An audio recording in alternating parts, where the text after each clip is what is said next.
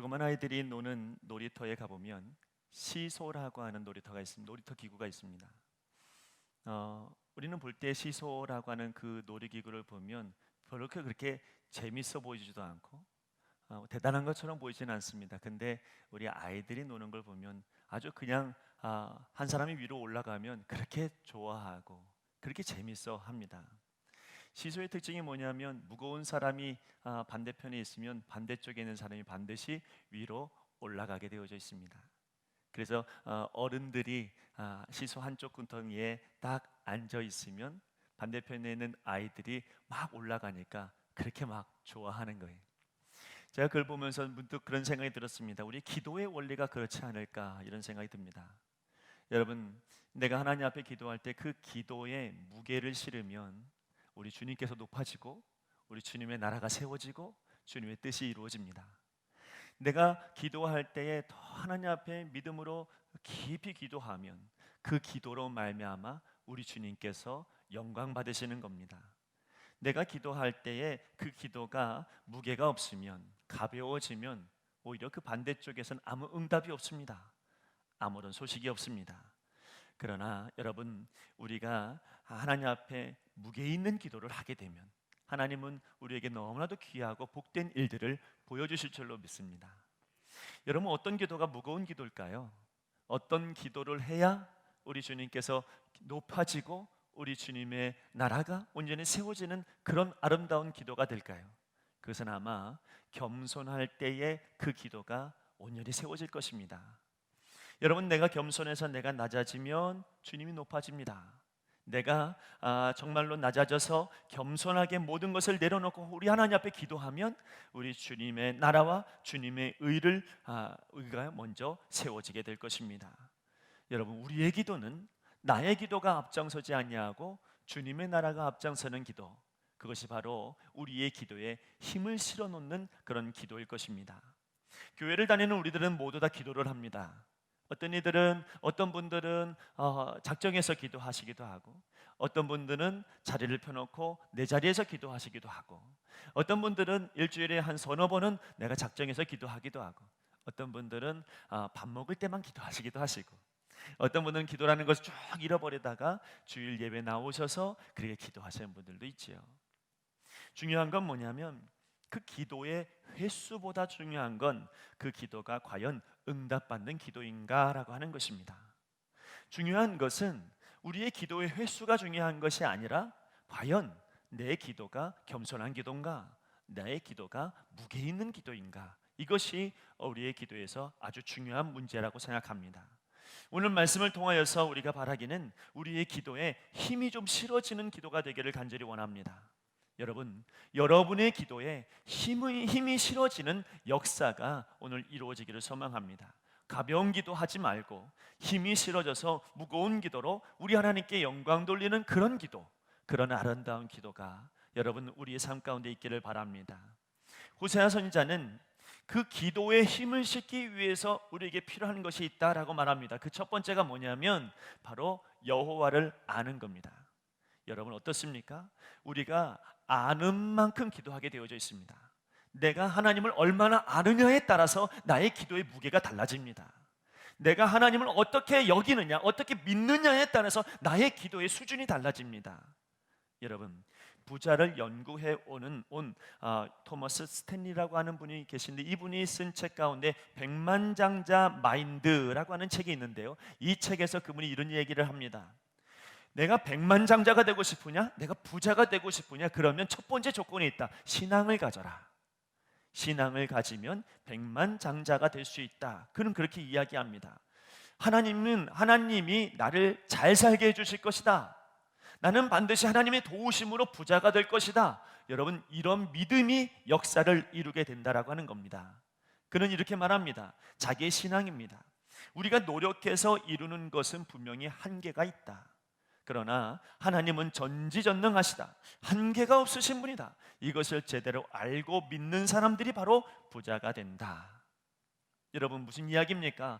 나에게는 한계가 있다라고 하는 것을 인정하고 우리 하나님에게는 한계가 없다라고 하는 것을 인정할 때에 그때 그 믿음이 나에게 놀라운 기적을 만들어낸다는 것입니다.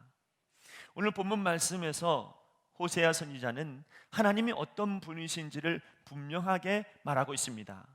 여러분 6장 1절에서 3절까지의 말씀을 보니까 오라 우리가 여호와께로 돌아가자. 여호와께서 우리를 찢으셨으나 도로 낫게 하실 것이요 우리를 치셨으나 싸매어 주실 것입니다.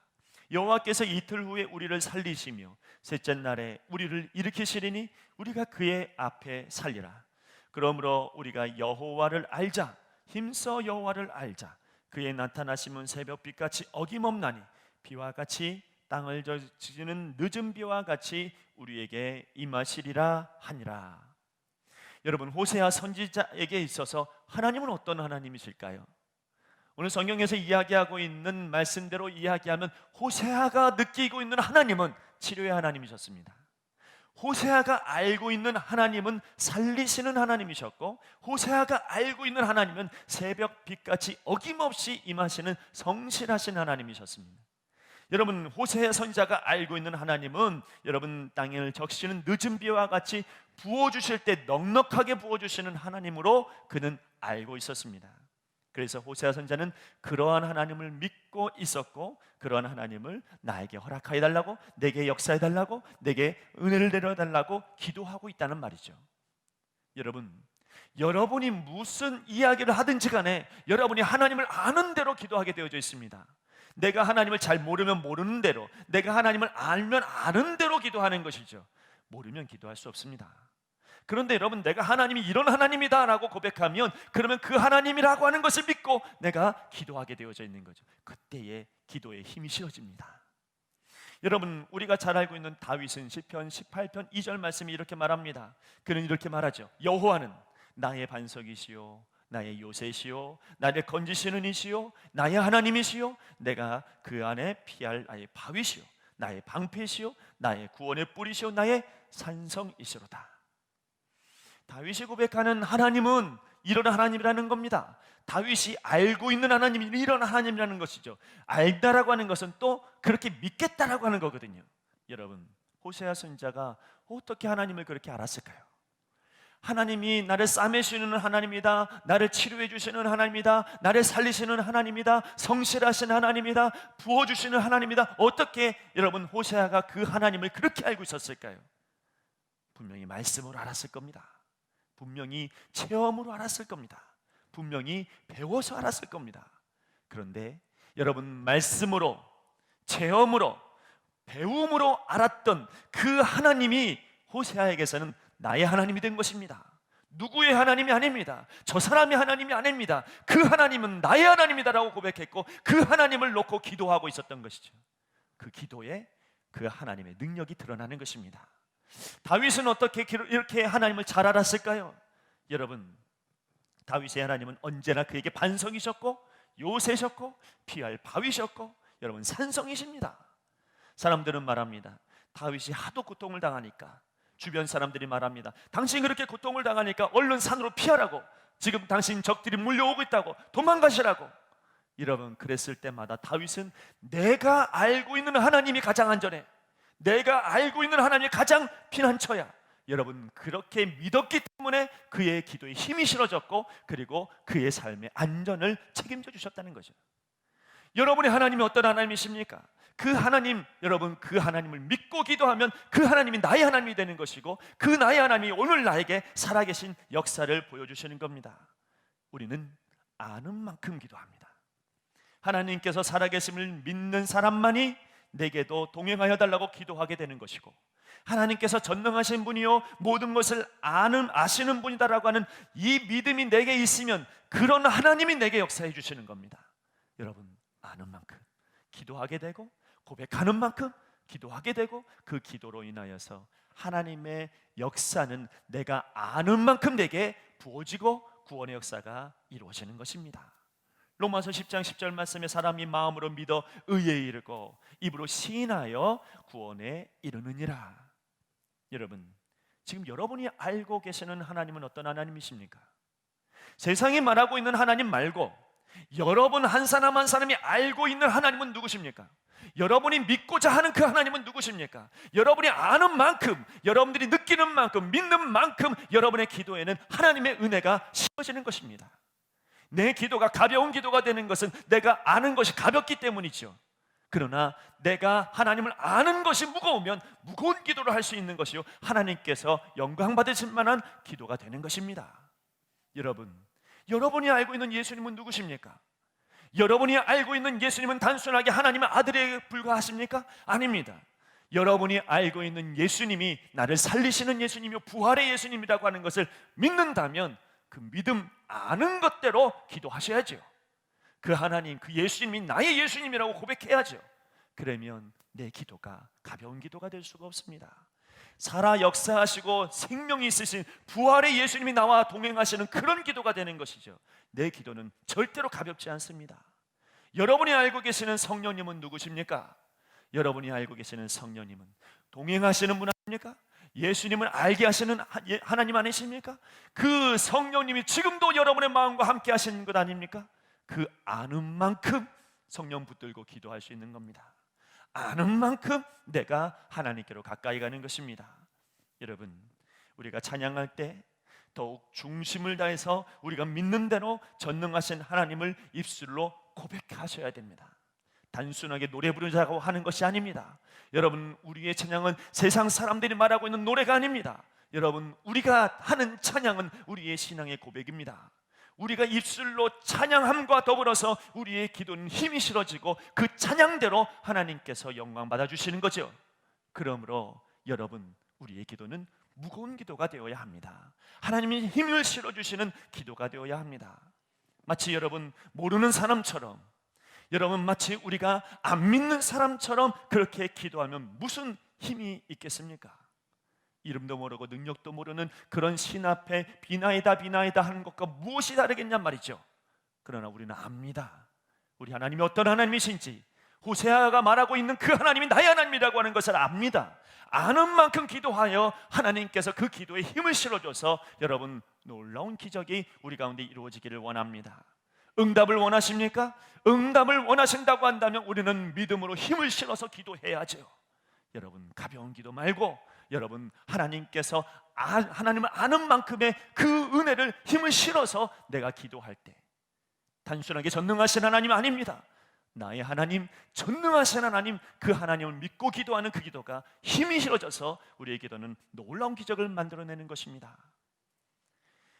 곽희문이라고 하는 사람이 내 이름은 그리스도인입니다 라고 하는 책을 썼습니다. 이 책에 보면 이런 내용이 나옵니다. 고린도 교회의 목사였던 에바브로디도가 이제 사도 바울이 감옥에 붙잡혔다라고 하는 이야기를 듣고 감옥에 찾아갑니다. 감옥에 찾아갔더니 아주 사도 바울이 정말로 쇠사슬에 묶여있는 참으로 비참한 모습으로 그 안에 있습니다.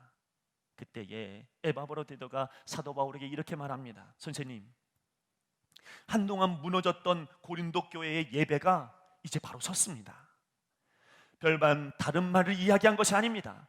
다른 덧붙여서 이야기하지도 않았습니다. 그냥 사도 바울에게 이렇게 말했습니다. 잃어버렸던 예배가 회복됐습니다 라고 이야기하니까 그 쇠사슬에 묶여있던 이 사도 바울이, 옥죄였던 이 사도 바울이 갑자기 눈이 생기가 돋고 힘이 나고, 그리고 여러분 정말 힘이 세워졌다는 것이죠. 여러분, 그가 이렇게 이야기합니다. 곽희문이라고 하는 사람이 이렇게 고백하길, 뭐라고 고백하냐면, 그리스도인에게 있어서의 위로는 자신에게 좋은 일이 일어나는 것이 위로가 아니다. 그리스도인에게 있어서 위로는 내가 원하는 대로 응답되어져서가 아니다. 그리스도인에게서 진정한 위로는 하나님은 살아계십니다라고 하는 것을 내가 느끼고 볼 때, 그때 진짜 위로를 얻게 된다. 어떻습니까? 여러분의 하나님 살아계십니까? 살아계시는 줄 믿습니다. 여러분, 우리가 그냥 보는 대로가 아닙니다. 여러분, 우리 하나님께서 살아 역사하시는 것을 내가 볼 때에 내 모든 환경이 힘들고 어려워도 이건 전혀 문제가 되지 않습니다. 여러분, 하나님 살아계시면 된 겁니다. 하나님 역사하시면 되는 것입니다. 여러분, 그때에 내 믿음의 기도가 시작되는 겁니다. 여러분, 우리의 기도는 이와 같이 나의 하나님이 살아 역사하시는 하나님을 아는 지식이 있을 때 힘이 실어지는 것입니다. 아는 만큼 믿음이 생기고 그 믿음으로 기도할 수 있기 때문이죠. 또 하나, 여러분, 나의 기도에 힘을 싣기 위해서는 열정이 필요합니다. 열정이 있어야 됩니다. 여기 호세아 선지자가 여호와를 알자 이렇게 말씀했습니다. 그런데 여호와를 알자만 이야기한 게 아니라 그 앞에 뭐라고 썼냐면 힘써 여호와를 알자. 힘써라고 하는 말이 무슨 의미입니까? 힘써라고 하는 말은 그것을 알기 위해 쫓아가다라는 뜻입니다. 여호와를 알기 위해서 힘써 쫓아가는 것입니다. 여호와를 아는데 최대의 정성과 힘을 다 기울여 노력하자는 것이죠. 여러분, 물론 우리의 기도에 응답해 주시는 분은 하나님이십니다. 우리의 노력과 우리의 수고로움과 우리의 정성을 보시고 하나님이 응답해 주시는 그런 비동적인 분은 아니십니다. 응답의 주권은 하나님께 있습니다. 그러나 여러분, 우리가 꼭 알아야 될 게 있습니다. 여러분, 그것은 그러한 하나님을 알면 할수록 이상하게 내가 더 간절해진다는 겁니다. 하나님을 알아가면 알아갈수록, 여러분, 내 기도가 힘을 싣기 위해서 하나님을 더 알고 알아가면 할수록 여러분, 나는 자꾸 간절해진다는 거죠. 여러분, 더 열정적인 사람이 됩니다. 그래서 이것을 달리 해석하자면 이렇습니다. 열정이 없는 사람은 아직 하나님을 잘 모르는 겁니다. 열정 있는 기도를 하지 못하면 아직 하나님을 제대로 모르는 겁니다. 하나님은 알면 알수록 더 열정을 가지게 되고 더 간절해지고 더 기도하게 됩니다. 여러분, 열정의 최고치는 언제 일어납니까? 언제 간절해집니까? 언제 여러분 하나님을 더 찾습니까? 여러분, 고난 중입니다. 고난 중일 때 더 열정의 최고치로 올라갑니다. 여러분, 하나님께서는 고난 중에 기도하는 그 기도를 그냥 지나치지 않으십니다. 정말 이겨내기 힘든 고난 가운데 있어도 그것 때문에라도 기도하면 하나님이 어느 누구보다도 그 기도를 들어주십니다. 그런데 더 중요한 것은 그 한 사람, 그 고난으로 말미암아서 더 하나님 앞에 기도하려고 하고 더 하나님 앞에 매달리려고 하는 그 한 사람 때문에 그 사람만 살게 하시는 것이 아니라 그 사람이 몸담고 있는 교회도 살리십니다. 내가 고난 중에 있습니까? 여러분, 그 고난 중에 내가 이 고난 중에 하나님을 더 알기 위해서 더 간절히 기도하고 더 열정을 가지고 기도하면 여러분, 나만 살지 않습니다. 내가 몸담은 나의 몸과 같은 교회가 하나님께서 세워주시는 거죠. 여러분, 그래서 여러분의 어떤 고난과 어려움이 개인적이지 않습니다. 여러분의 고난과 어려움이 절대 개인적인 것으로 끝나지 않습니다. 여러분이 개인적인 그 고난으로 말미암아 기도하면 그 기도 보시고 하나님께서 몸담은 교회를 온전히 세워주시는 겁니다. 여러분, 고난 중에 있는 사람은 내가 알고 있는 하나님께 더 매달릴 수밖에 없습니다. 그렇지 않겠습니까? 여러분, 내가 알고 있는 하나님은 찢으셨으나 다시 싸매주시는 분이고, 여러분, 내가 알고 있는 하나님은 나를 일으키시는 분이고 나를 살리시는 분입니다. 그러니까 나는 더 하나님 앞에 매달릴 수밖에 없습니다. 언제 그렇습니까? 고난 중에 있을 때, 힘들 때 더 싸매주시고 은혜 주시는 하나님 붙들지 않겠습니까? 여러분, 그런 기도가 우리에게 필요하다는 것입니다. 다윗은 여러분, 그 하나님을 알기 때문에 밤마다 자기의 침상을 눈물로 적실 만큼 기도했답니다. 그 너무 고난과 어려움 중에 있으니 그는 항상 하나님 앞에 기도하는 데에 열중을 다하고 열심을 다했다는 것이죠. 그래서 하나님은 다윗을 세우십니다. 여러분, 우리 아시잖아요. 다윗은 이스라엘의 왕이 됩니다. 여러분, 다윗에게 많은 사람들이 붙여집니다. 다윗 한 사람의 그 고난으로 말미암아 기도했던 그 기도 때문에 여러분, 하나님께서는 다윗만 살리지 아니하시고 이스라엘을 살리십니다.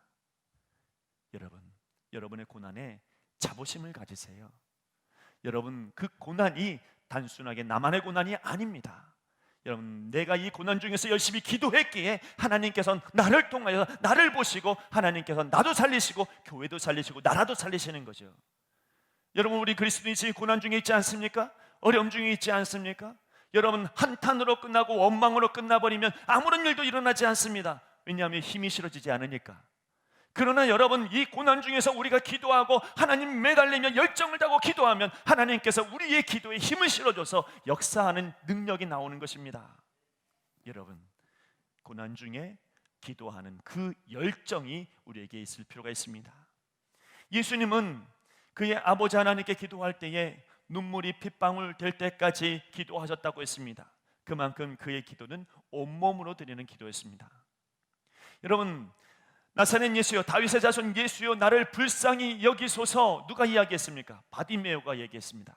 그 바디메오가 눈이 안 보였는데 그런데 그 사람이 예수님 지나간다는 소리를 듣고 다윗의 자손 예수여 나를 불쌍히 여기소서라고 크게 외칩니다. 그때에 예수님께서 가던 길을 멈춰서고 그 사람을 보고 그 사람의 병을 치유합니다. 자, 여러분의 기도는 어떻습니까? 우리의 기도는 어떻습니까? 예수님을 멈추게 할 만큼 힘이 실어진 기도입니까? 아니면 예수님 그냥 지나칠 만큼 들려지지도 않는 그런 기도를 우리가 하고 있는 것입니까? 오늘 여러분의 기도가 힘이 실어지는 열정이 있어서 그래서 예수님도 움직이지 못할 만큼 나를 볼 수밖에 없을 그런 기도가 우리 가운데 있기를 간절히 바랍니다. 예전에 제가 학교를 다닐 때 보컬 레슨하는 선생님이 저에게 1대1로 교육을 할 때 그런 이야기를 했습니다. 노래를 너무 잘 부르려고 하면 어떻게 해야 되냐면 이렇게 해야 됩니다. 자기 스스로에게 불편하게 부르십시오. 이게 무슨 얘기인가? 한참 듣다가 그분이 하는 것을 보고서 비로소 깨달았습니다. 아, 이분이 가르치는 겁니다. 배에 힘 주세요. 엉덩이 딱 붙이세요. 다리 벌리세요. 어깨 힘 빼세요. 목 푸세요. 머리로 노래 부른다고 생각하세요. 눈을 시켜 뜨세요. 그리고 그렇게 긴장하고 노래 부르셔야 됩니다. 단 보는 사람이 그거 눈치채면 안 됩니다. 너무 어려운 거예요. 온몸에 긴장을 하고 나를 너무 불편하게 하는데 그거 들키지 말래요. 그러니까 여러분 노래 부르는 거 참 어려운 일이죠. 근데 깨달았습니다. 여러분 어떻습니까? 우리가 살아가는데 우리 스스로를 자꾸 힘들고 어렵게 하는, 여러분 정말로 하나님 앞에 열정적을 가지고 조금 힘들지만 어렵지만 그래도 기도할 수 있는 이 마음이 우리에게 있어야 된다는 거죠. 우리 기도 얼마나 편하게 합니까? 여러분 심지어 우리가 기도하다가 졸리기까지 하지 않습니까? 여러분 우리가 기도하다가 내가 무슨 기도를 했는지조차 기억이 나지 않을 때도 있지 않습니까? 안 그렇던 것처럼 그렇게 보지 마시고요. 여러분 우리가 기도하다 말고 언제 내가 잠을 들었지 이럴 정도 있지 않습니까? 너무 편하게 기도해요. 여러분 우리의 기도에 너무 편하게 되어지면 열정 없이 기도하게 되고 소망 없이 기도하게 되는 겁니다. 이런 기도에 힘이 없습니다. 기도에 응답도 없습니다. 나의 의만 높이는 가벼운 기도일 뿐입니다. 오늘 여러분의 기도에 열정을 쏟아서 그래서 내 기도가 가벼운 기도가 되지 않냐고 예수님을 멈출 만한 여러분 힘 있는 여러분 기도가 되기를 간절히 바랍니다. 마지막으로 우리의 기도에 힘을 실으려면 삶의 태도를 바꿔야 됩니다. 사실 하나님 아버지가 우리에게 응답해 주시고 우리의 기도에 역사해 주시고 인도해 주시는 이유는 내가 잘해서 되는 것은 하나도 없습니다.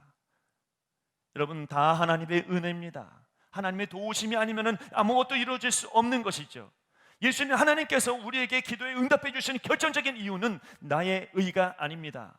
예수님의 의 때문에 여러분 우리의 기도에 응답이 이루어지는 것입니다. 얼마나 간절히 오랫동안 기도했느냐를 보시는 게 아닙니다. 우리가 얼마나 그 예수님을 신뢰하고 기도하느냐가 중요합니다.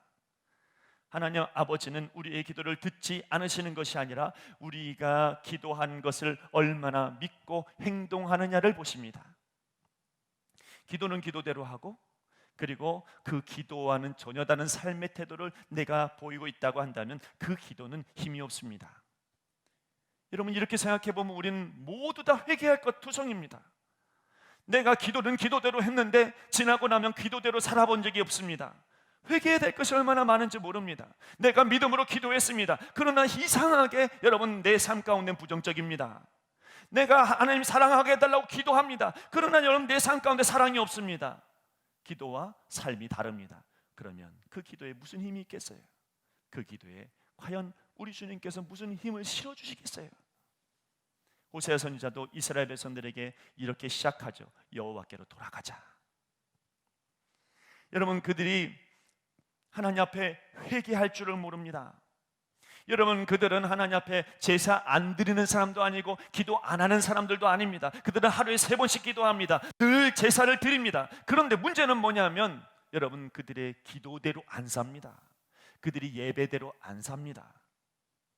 그들의 제사와 그들의 기도는 가벼운 기도요 예배였습니다. 그들은 진정으로 하나님을 알지 못한 것입니다. 왜냐하면 그들의 태도를 보고 그들의 삶의 모습을 보고 여러분 알 수 있는 것이죠.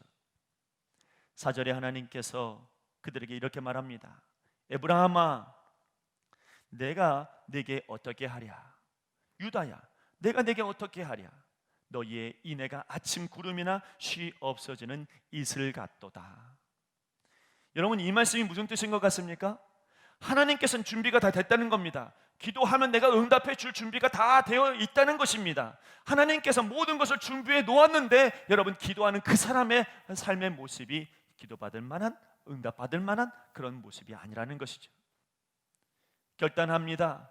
내가 이렇게 살겠다라고 그렇게 확신합니다. 그러나 삶의 모습에서는 그 결단대로 살지 못하며 쉬 없어지는 여러분 그런 이슬과 같습니다. 하나님께서는 이미 그들에게 복을 주실 준비가 되어져 있는데 여러분, 이들은 결단하지만 삶에서는 다 사라져버리는 그런 태도를 가지고 있습니다. 계속해서 하나님께서 말씀하십니다. 6절에 나는 인애를 원하고 제사를 원하지 아니하며 번제보다 하나님을 아는 것을 원하노라. 제사나 번제를 난 싫어, 이런 말씀이 아닙니다. 그것보다 더 중요한 것이 있더란 말입니다. 그것보다 더 중요한 것은 바로 하나님을 아는 삶의 자세에 있다라고 하는 거죠. 하나님을 아는 사람은 그분의 뜻인 하나님을 사랑하고 이웃을 사랑하는 그런 마음, 인애가 없을 수가 없습니다. 하나님은 머리로 아는 그런 신앙을 원하는 것이 아니라 삶의 태도가 좀 더 겸손하고 하나님을 바라보는 그런 삶을 원하시는 것입니다. 미국에 자신만만하고 패기 넘치는 한 젊은이가 장교로 군대에 입대했습니다. 근데 이 사람이 너무 똑똑합니다. 완벽주의자입니다. 주변 사람들이 이 사람을 싫어했습니다. 왕따가 되었습니다. 군대에서 더 이상 버틸 수가 없어서 이 사람은 군대에서 이제는 나와서 농부의 일을 하기로 작정을 했습니다. 근데 이 사람이 예수님을 믿었죠. 그리고 나서 내가 이제 겸손한 삶을 살아야 되겠다, 내가 온유한 삶을 살아야 되겠다, 이렇게 마음을 먹고 사람들에게 겸손하게 대하기 시작했습니다. 그때 미국에 남북전쟁이 일어납니다. 이 남북전쟁이 일어나서 장교 출신이었던 이 사람이 사병으로 그 군대의 자원에 들어가게 됩니다. 그리고 사람들에게 여전히 겸손하게 대하고 여러분 온유하게 대할 때에 사람들이 이 사람을 높여 세워줍니다. 지켜 세워줍니다. 많은 사람들이 인정해 줍니다. 그래서 그 소문이 어디까지 왔냐면 아브라함 링컨까지 오게 되죠. 그래서 이 아브라함 링컨이 이 사람을 국방장관으로 임명하게 되고, 이 사람은 더 나아가서 제18대 대통령의 자리까지 오르게 됩니다. 그랜트 장군이요, 그리고 그랜트 대통령입니다. 하나님께서 원하시는 기도는 삶의 태도가 바뀌는 그런 기도를 말합니다. 믿고 기도하는 대로 행동하는 그런 기도의 삶을 원하십니다.